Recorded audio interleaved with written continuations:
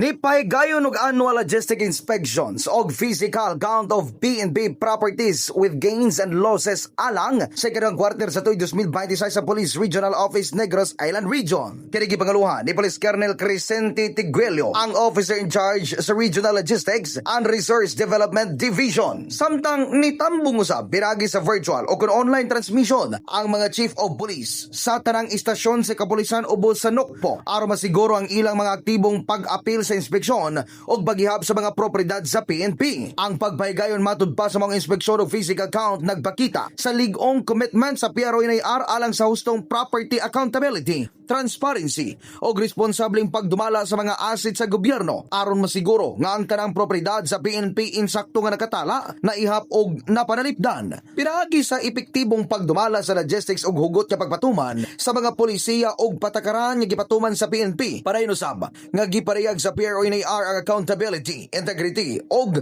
kahapsay alang sa pagserbisyo sa publiko. In the heart of changing lives, kini si Brigada Bong Iskoro sa 89.3 Brigada News FM San Carlos, the Music and News Authority.